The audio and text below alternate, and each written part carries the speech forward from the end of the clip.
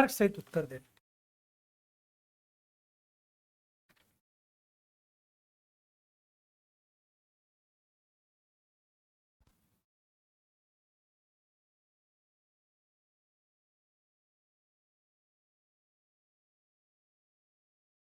ठीक है, ये स्ट्रेट फॉरवर्ड क्वेश्चन। अब इसको देखो आप, अभी मदरसों को लेकर काफी विवाद चल रहा है। मदरसों को लेकर अभी देखा होगा हमास इजराइल के बीच युद्ध, कुछ लोग हमास का समर्थन कर रहे हैं, कुछ लोग इजराइल का समर्थन। हमास इजराइल अलग इश्यू है, ठीक है, भारत ने किया कि अलग इश्यू। संविधान में क्या करेगा, क्योंकि हमास की बात करूं, एक अलग, उसके जो मेंबर अलग धर्म से जुड़े हैं, इजराइल के जो नागरिक है उसका अलग धर्म से जुड़े, तो धर्म का जो इश्यू है सो है।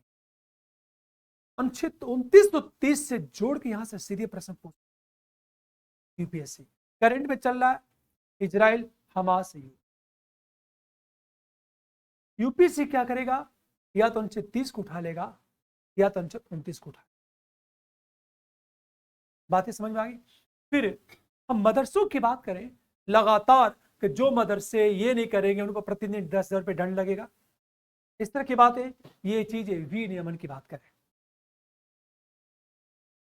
ठीक है, तो इंट्रोडक्शन में क्या चलेगा हमारा, फर्स्ट पैरा, अनुच्छेद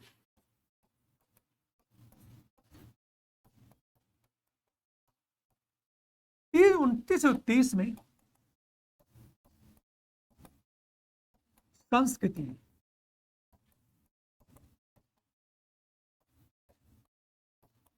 संरक्षण तथा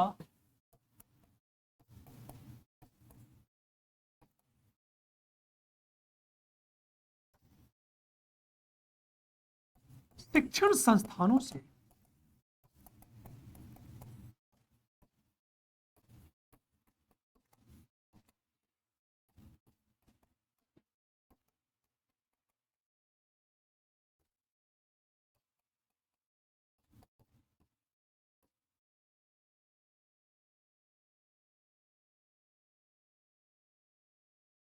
ये कॉमन इंट्रोडक्शन की बात करें। ये प्रश्न एकदम स्ट्रेट फॉरवर्ड क्वेश्चन है।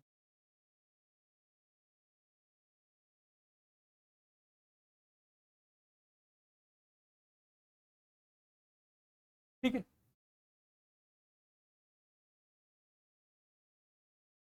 अब से अनुच्छेद 30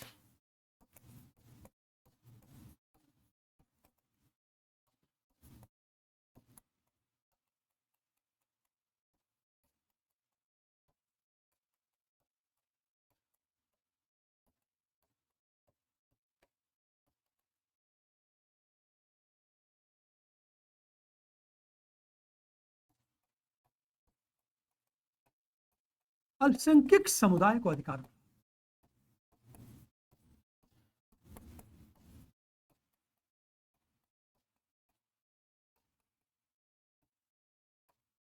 हम जब सेकेंड पैरा में आएंगे,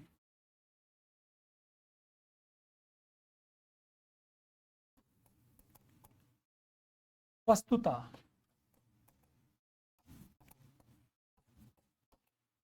अनुच्छेद 29 एवं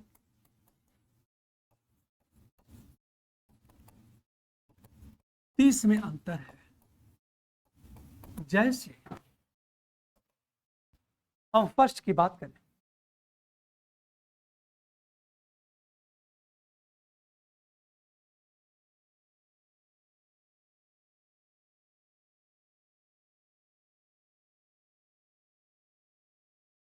फर्स्ट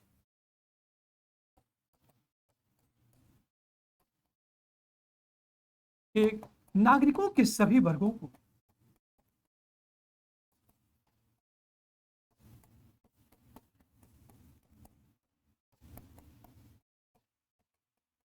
अपनी भाषा,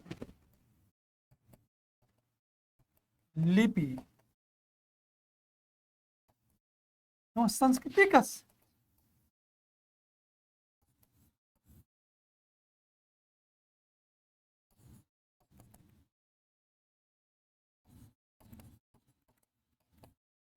संरक्षण का अधिकार है।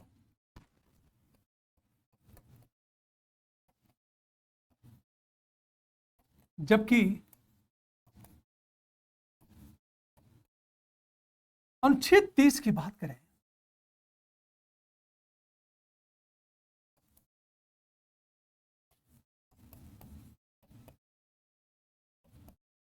धार्मिक एवं भाषाई रूप से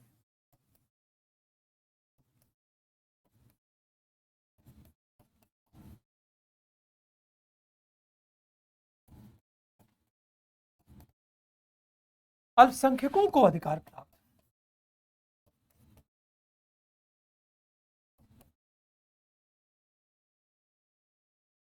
पहली चीज।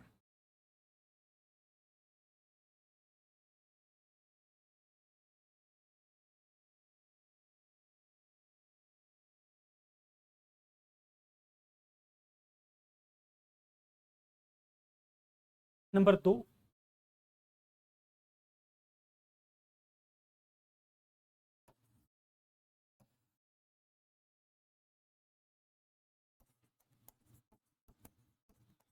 अनुच्छेद 29 का एक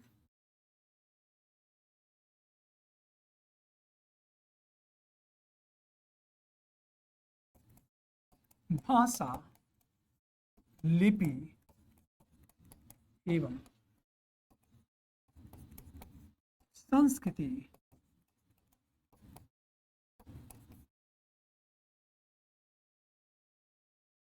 के संरक्षण से संबंधित है।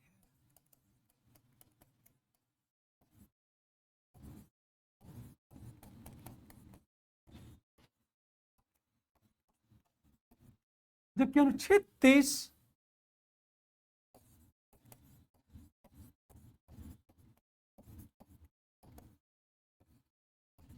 अल्पसंख्यक समुदाय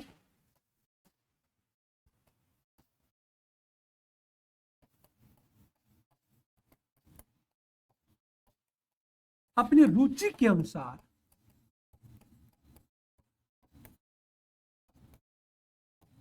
शिक्षण संस्था के गठन,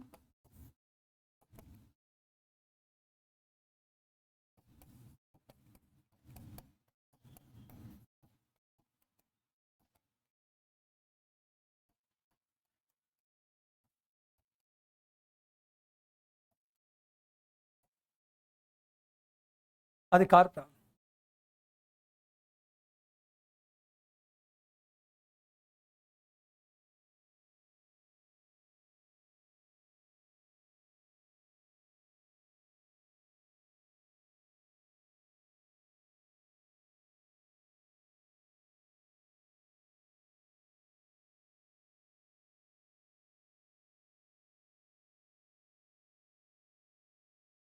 नंबर 3 की बात करें,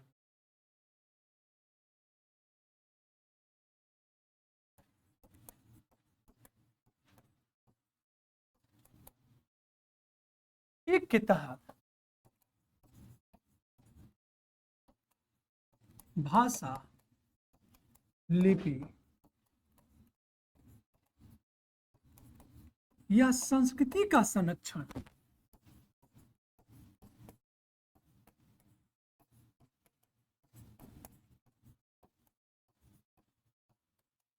ऐसे माध्यमों से हो सकता है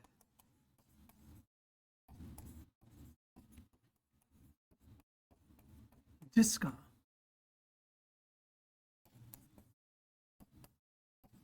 शिक्षण संस्थानों से कोई संबंध ना हो।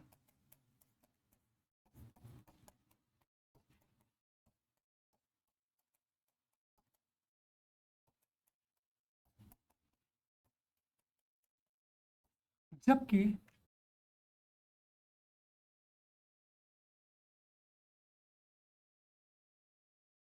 अनुच्छेद 30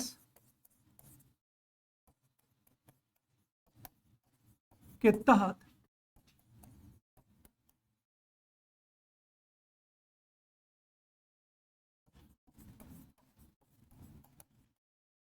अल्पसंख्यक समुदाय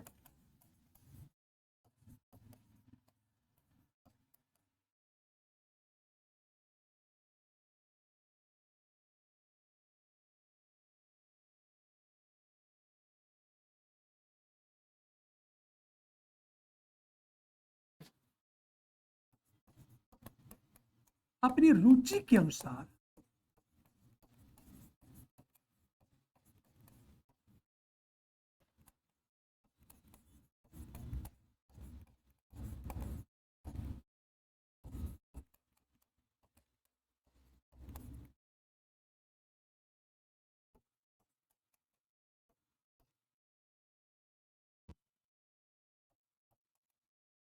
ऐसे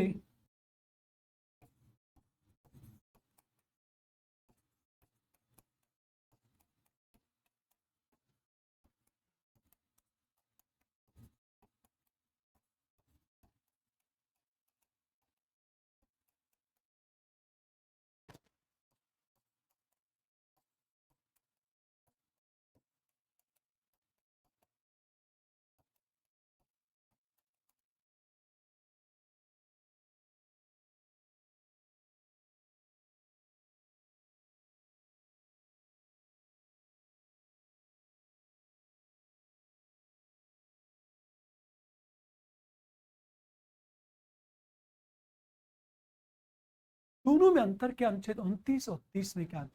29 के तहत भाषा, लिपि या संस्कृति का संरक्षण ऐसे माध्यमों से हो जिसका शिक्षण संस्थानों से कोई संबंध नहीं, जबकि अनुच्छेद 30 के तहत अल्पसंख्यक समुदाय को अपनी रुचि के अनुसार ऐसे शिक्षण संस्था के गठन का अधिकार प्राप्त है का भाषा, लिपि या संस्कृति से कोई संबंध। सारी बातें। अब प्रश्न का अगला पार्ट देखो। थर्ड पैरे में प्रश्न ये, क्या इसका विनियमन संविधान सुसंगत? जब प्रश्न की शुरुआत क्या से हो, हमने क्या कहा? या तो उसके पक्ष में जाएंगे, या तो उसके विरोध में जाएंगे, या तो दोनों पक्ष की बात करेंगे। यहाँ क्या शिक्षण संस्थानों को विनियमन संविधान सुसंगत, तो सीधे लिखेंगे हाँ। सारी बातें। प्रश्न यही पूछ रहा है कि क्या अल्पसंख्यक शिक्षण संस्थानों को विनियमन संविधान सुसंगत? लिखेंगे। हम थर्ड पैरे में आएंगे कि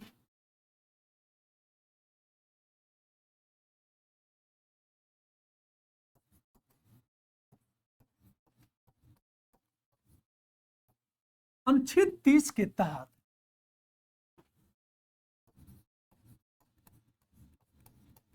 धर्म एवं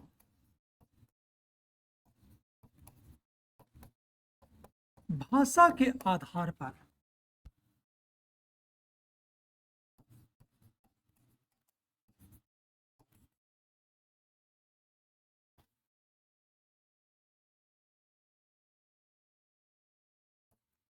या भाषा के आधार पर अल्पसंख्यक समुदाय को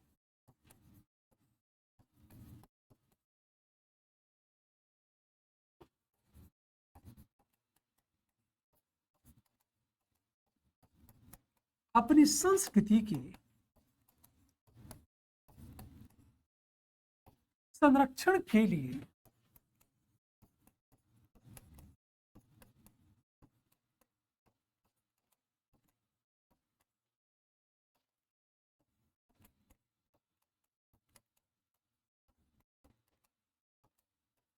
प्रबंधन का अधिकार है,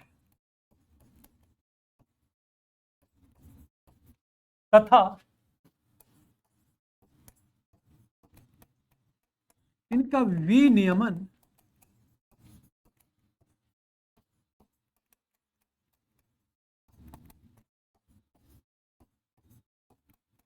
संविधान सुसंगत है। क्यों संविधान सुसंगत है? फर्स्ट,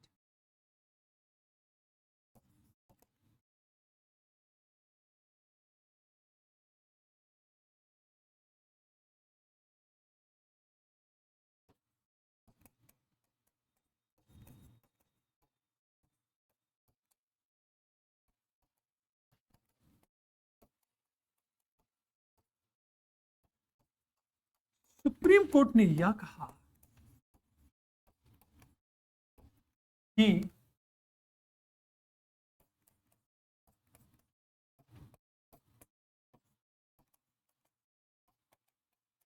शिक्षण संस्थानों की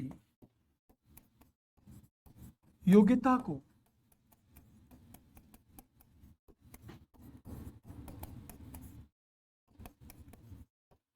बनाए रखने के लिए राज्य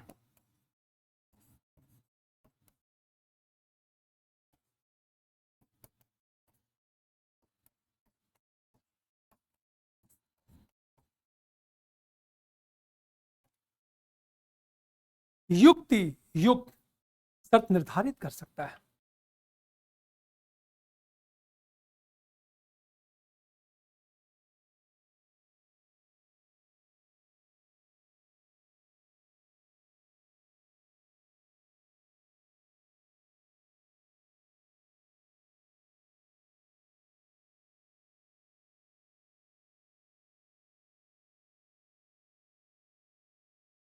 नंबर बी,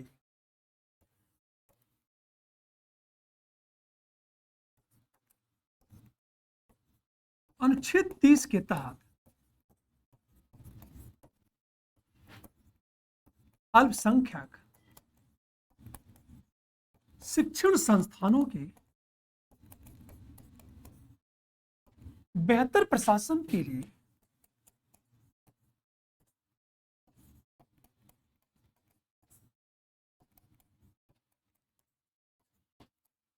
राज्य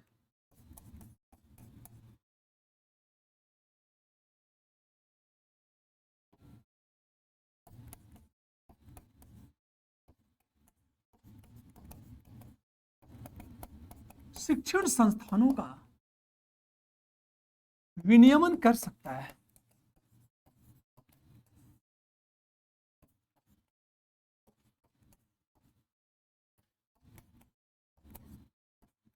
किंतु शर्त यह है कि विनियमन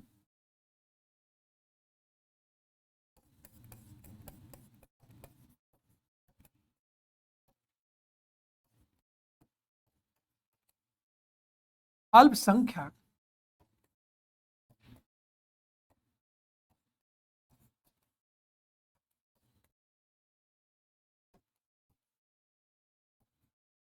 स्वरूप को बिगाड़ने वाला न हो।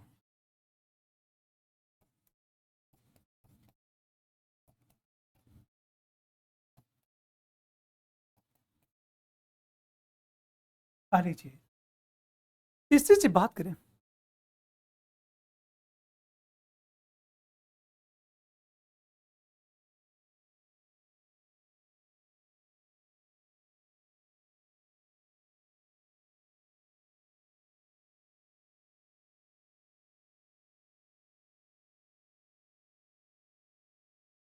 हम तीसरी सी बात करें।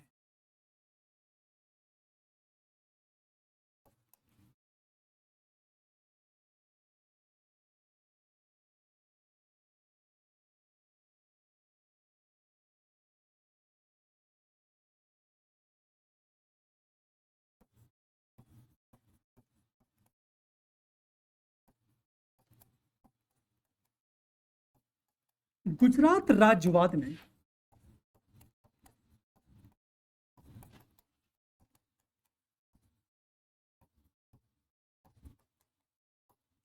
सुप्रीम कोर्ट ने यह कहा कि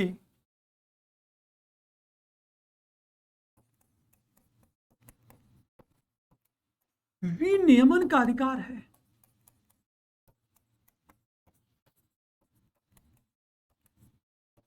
किंतु विनियमन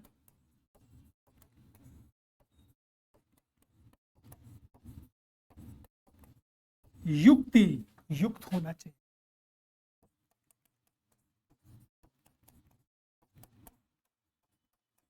और उसका उद्देश्य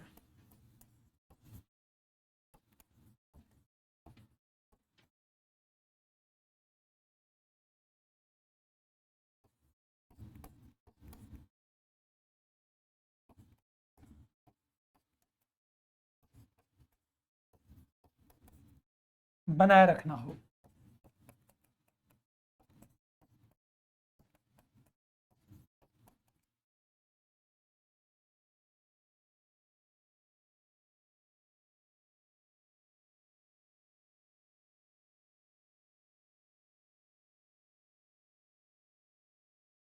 अगली चीज,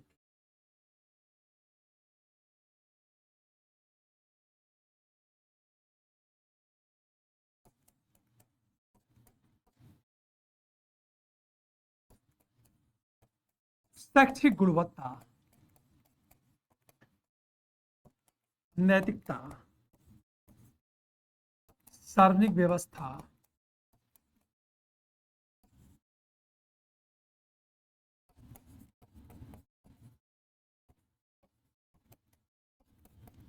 के लिए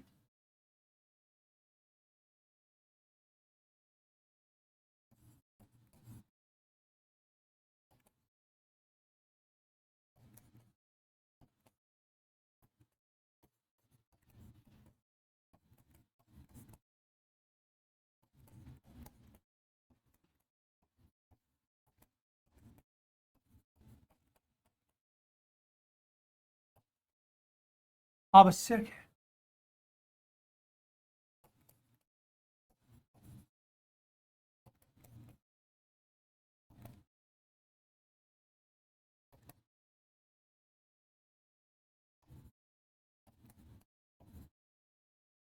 इसी आधार पर मदरसे, जामिया इस्लामिक, क्या नाम है, जामिया मिलिया नाम है ना उसका,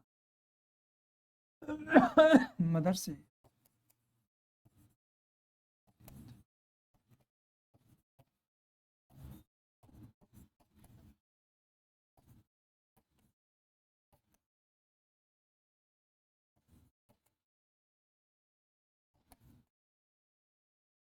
राज्य द्वारा विनियमन होता है।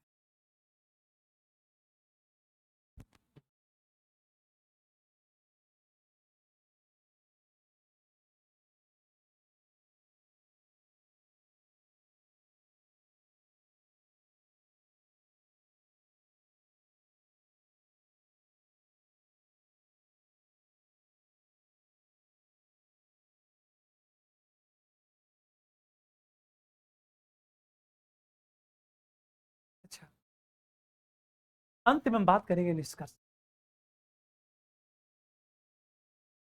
फोर्थ मैंने जब आएंगे, फोर्थ पैरा ना, निष्कर्ष की बात करेंगे और निष्कर्ष में हम क्या करेंगे, क्या हम, सुप्रीम कोर्ट ने क्या कहा, सरकार ने क्या, इसलिए अपने सीधे इसे देखा होगा, इसे सरकार क्या करती है, शिक्षकों की नियुक्ति, योग्यता और फंड के संदर्भ में सरकार निरंतर नए कानूनों का क्या करती है, निर्माण करती है। ये बातें हमारे निष्कर्ष में हो जाएगा। अब इस प्रश्न को देखो आप, इसी प्रश्न को हो सकता है, हाँ? बोल दें, लिखो जरा,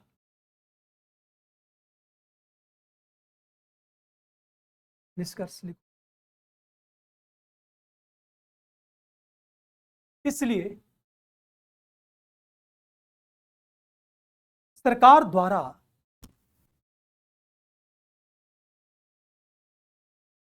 शैक्षिक पाठ्यक्रम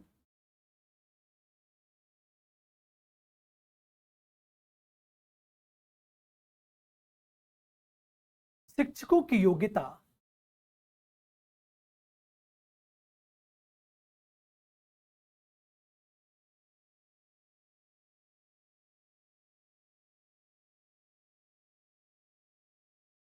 योग्यता, शिक्षण संस्थानों की गुणवत्ता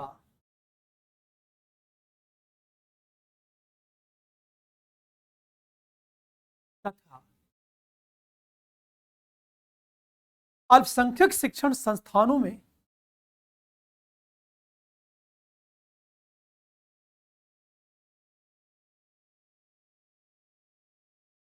संवैधानिकता और नैतिकता को बनाए रखने के लिए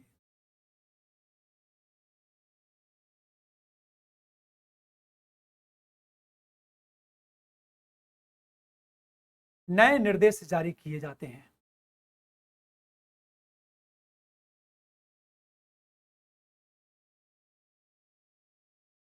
यह सरकार का राइट्स है।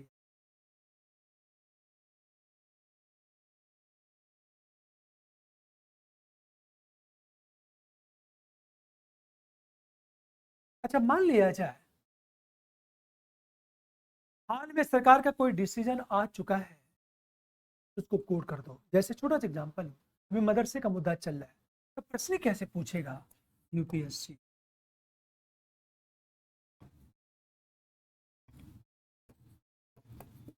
हाल ही में यूपी सरकार द्वारा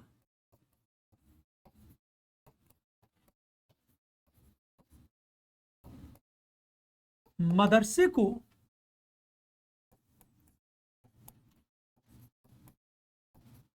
विनियमित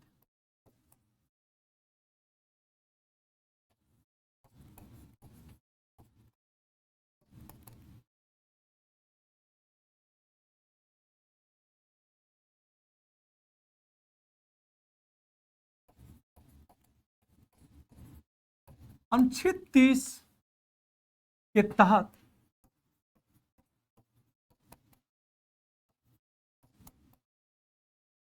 प्राप्त अधिकारों के संदर्भ में उपरोक्त कथन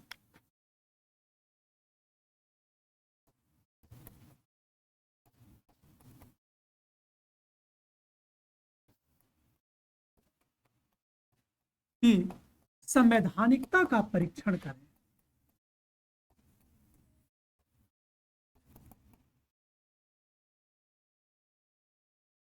उपरोक्त कथन की संवैधानिकता का परीक्षण। हाल ही में यूपी सरकार द्वारा मदरसे को विनियमित किया जा रहा है। अनुच्छेद 30 के तहत प्राप्त अधिकारों के संदर्भ में उपरोक्त कथन की संवैधानिकता का परीक्षण। अनुच्छेद 30 की बात किया है ना, तो इंट्रोडक्शन में अनुच्छेद 29 में बताओगे, अनुच्छेद 30 में 29 और 30 में क्या क्या प्रावधान है, हम इसकी बात करें। क्लियर? अच्छा, क्यों मदरसे शब्द का प्रयोग? मदरसा का मतलब क्या होता है? अल्पसंख्यक शिक्षण संस्थान। पूछ ये रहा है अनुच्छेद 30 क्या ये राइट्स देता है कि यूपी सरकार मदरसे को रेगुलेट करे? तो संवैधानिकता का परीक्षण करना है, क्या मदरसे का विनियमन संविधान सुसंगत है या नहीं है। तभी जो पॉइंट हम लिख चुके हैं उन सारे बिंदुओं का क्या करोगे, उल्लेख कर दो। केरल एजुकेशन बिल में सुप्रीम कोर्ट का क्या डिसीजन, गुजरात राज्य बाद में सुप्रीम कोर्ट का क्या डिसीजन। तो सुप्रीम कोर्ट के डिसीजन से इस बात को प्रूव करना है कि यूपी सरकार की जो गतिविधि है वह संवैधानिकता का परीक्षण। बातें इसी प्रश्न को कैसे ट्विस्ट करेगा यूपीएससी? मान लिया जाए थोड़ा सा प्रश्न को ट्विस्ट करेगा यूपीएससी कि यूपी सरकार द्वारा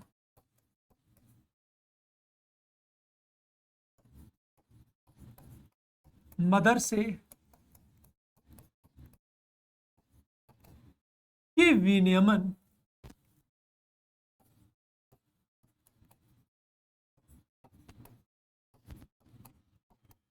उठाए गए कदमों का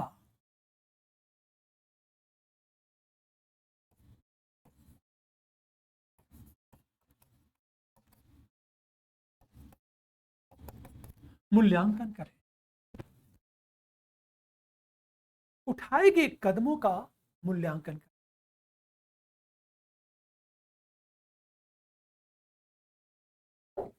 बातें समझ में आ गई?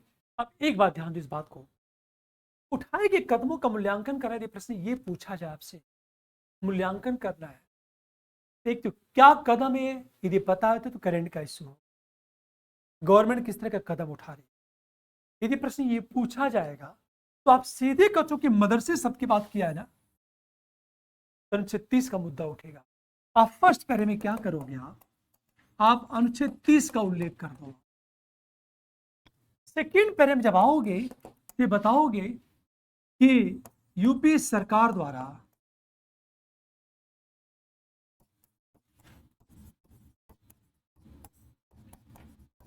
उठाया गया कदम क्या है।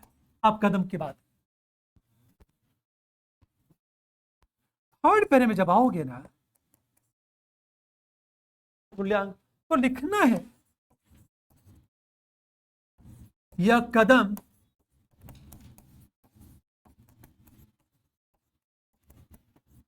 संविधान सुसंगत है। क्यों सुसंगत है? तो जो हम लोग 3-4 पॉइंट लिख चुके हैं, वो सारे बिंदुओं का क्या करोगे आप? उल्लेख कर दोगे। लेकिन ये मुझे नहीं पता सरकार किस तरह के कदम उठा रही है, ये करंट का इशू। और अगली बार मेंस लिखोगे तो मुझे लगता है यहाँ से प्रश्न जरूर पूछे मदरसे से। ये मैं कराऊंगा। जैसे यूपी पीसीएस के लिए मैं खुद ही चाहता, जैसे एक बार मैं करवाया था 2017 में करवाया था, 17-18 में 450 क्वेश्चन डिस्कस किया था। 450 क्वेश्चन, लगभग सारे क्वेश्चन आ गए। काफी बच्चों का सिलेक्शन हुआ था उसमें। लगभग मतलब यूपी पीसीएस लिए 500 क्वेश्चन डिस्कस कर, तो केस स्टडी को छोड़कर मैं हिस्ट्री की बात नहीं करता, क्योंकि मैं डिस्कस करता हूँ polity, economic, geography, ecology, society, justice. तो लगभग जो जो टॉपिक पढ़ा था लगभग लाइन से क्वेश्चन वही पूछ रहे, सब फिक्स है। और कितने क्वेश्चन बनते हैं? 450 से लेकर 5। बस वहां क्या होता है, एग्जैक्ट 125 वर्ड लिखना होता है और 200 वर्ड, यही होता है। तो शब्द सीमा को बड़ा समेटना पड़ता है वहां पे। हाँ, ये है, हो जाएगा। अंत में आप किसकी बात करोगे? आप निष्कर्ष की बात करोगे।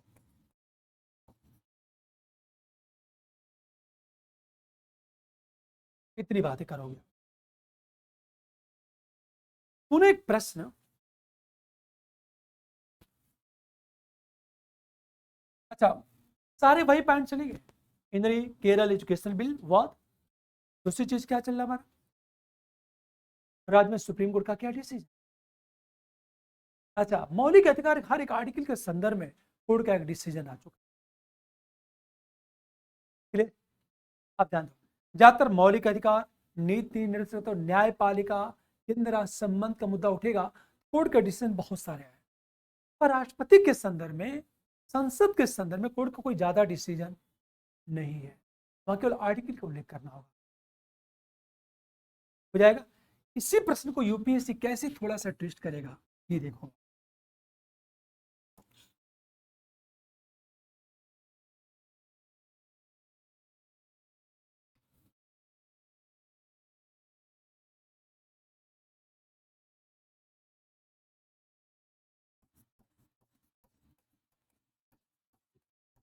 अल्पसंख्यकों की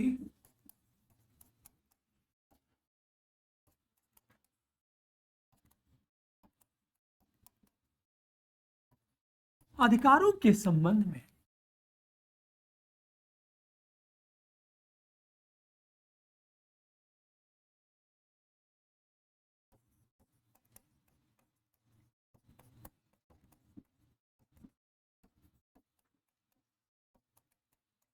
संवैधानिक प्रावधानों का उल्लेख करें।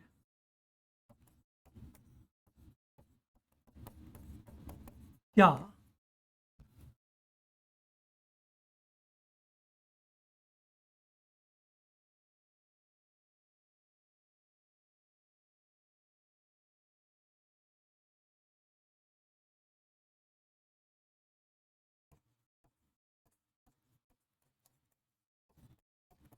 आप जानते हैं एब्सलूट है?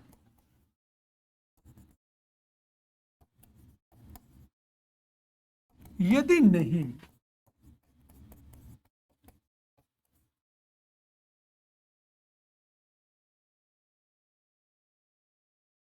यदि नहीं तो क्या सरकार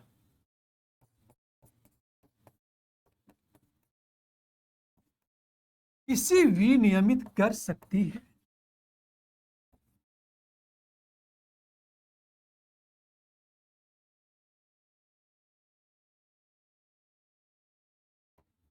तर्क प्रस्तुत करें।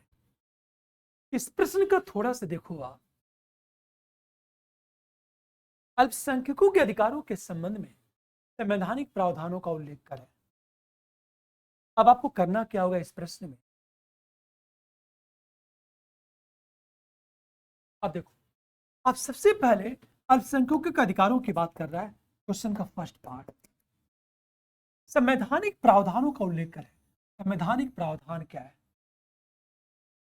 एक चीज सोचो आप, अल्पसंख्यक शब्द का प्रयोग कहां हुआ है? अनुच्छेद 30 में हुआ।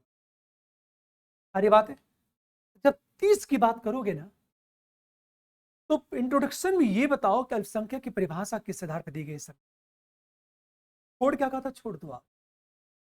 धर्म या भाषा के आधार पर अल्पसंख्यक की परिभाषा देता।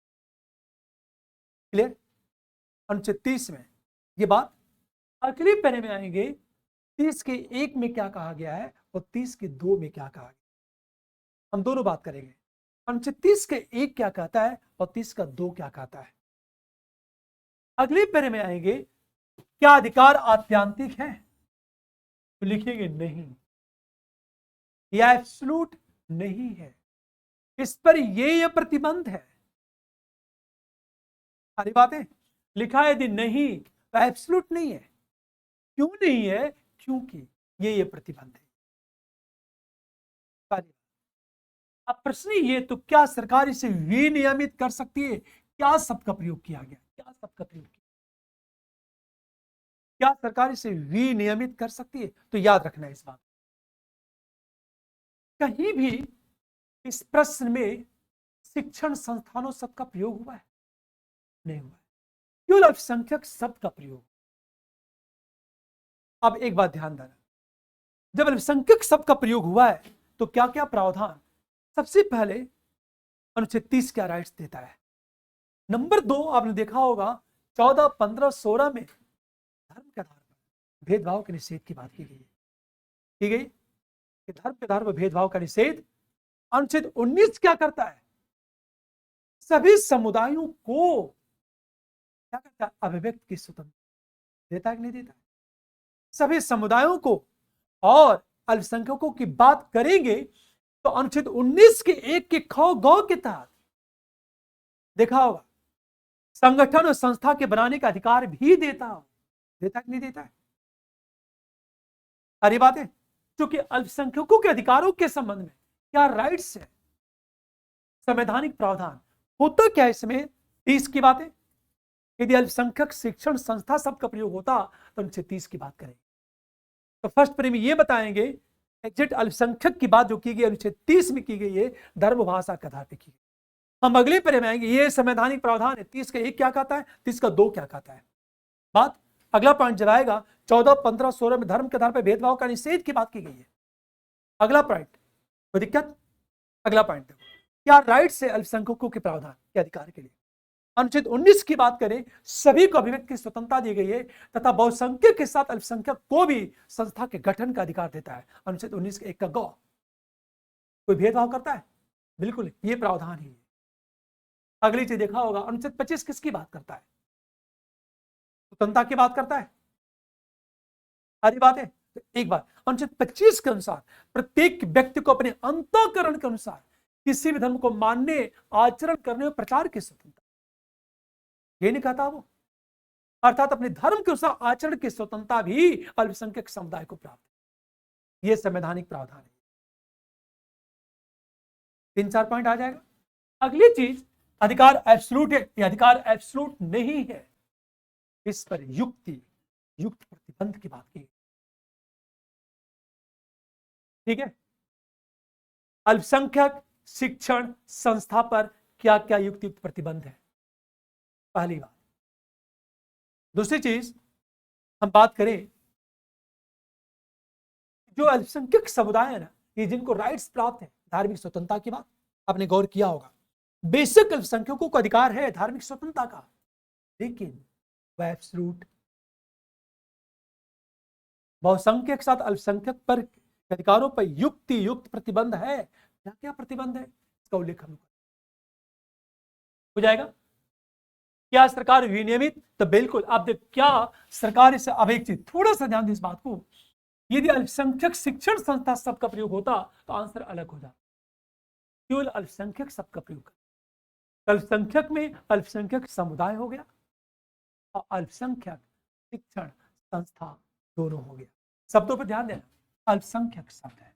अच्छा, होता क्या है, गलती क्या होती है, क्वेश्चन में देखो गलती क्या होती है। यदि पीटीवी ये पूछेगा अल्पसंख्यकों के संदर्भ को अधिकार प्राप्त है,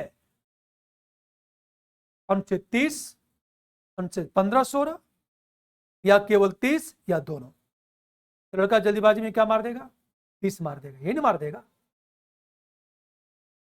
क्या 30 में प्राप्त है, अन्य अनुच्छेद में भी तो विनियमित कर सकता है। क्यों कर सकता है, करने का अधिकार क्यों है, पहली बात। लेकिन उन्हें एक बात ही करें, एक बहुत अच्छी बात, मुंबई हाईकोर्ट ने एक डिसीजन दिया था, क्या विनियमित करो, लेकिन स्वरूप ये होना चाहिए, उसका उद्देश्य होना चाहिए उनके अधिकारों का विस्तार, न कि उनको सीमित करना, पहली बात। नंबर 2, हमेशा ध्यान दो, मातृभाषा को लागू करने पर डर ये होना चाहिए कि उनकी संस्कृति नष्ट नहीं होनी चाहिए, और फंड देते समय आप भेदभाव आपको नहीं कर, ये कहा जाता है कि सरकार पर प्रतिबंध लगाते हैं, आपको ये नहीं करना चाहिए। ये सारी बातें करने के बाद अंत में किसकी बात करेंगे, निष्कर्ष की बात करेंगे। आज हम निष्कर्ष की बात करेंगे तो एक बात, हमारा जो निष्कर्ष होगा, एक चीज ध्यान देना, क्या कहा गया है, सुप्रीम कोर्ट और संविधान दोनों का उद्देश्य क्या है, अल्पसंख्यकों के अधिकारों के विस्तार के साथ धार्मिक व्यवस्था को बनाए रखना और दोनों में बेहतर संतुलन स्थापित करने का प्रयास। बातें समझ में आ गई, दोनों में संतुलन की बात की गई, मुझे लगता हो जाएगा, नहीं ये 2-3 प्रश्न जो अलग से लिख रहा हूं, इसको फ्रेम करोगे आप लोग, नहीं फ्रेम होगा कि नहीं होगा, टफ लग रहा है क्या, कर ले जाओगे। अच्छा, कितना प्रश्न बताया हूं मैं, अलग से कितने प्रश्न लिखवा रहा हूं मैं, 5-6 प्रश्न अलग से लिखवा दिया मैंने, 6 अलग से लिखवाया है। यदि 6 अलग से लिखवाया है तो 6 प्रश्नों की फ्रेमिंग मुझे मिल जाएगी, 3 तो मैंने डिस्कस किया है, 8 है, तो उसकी फ्रेमिंग मुझे मिल जाएगी। 150 मैं चाहता हूँ आप सब लोग लिख के मुझे दो गया, अगला जब हमारी क्लास चलेगी ना, मैं चाहता हूँ आप जो 8 प्रश्न हैं जो आपको फ्रेम करके लाना है उसको लेके आओ, कुछ सब, ताकि आप भी थोड़ा सा मेहनत करो। आप अगला क्वेश्चन देखो,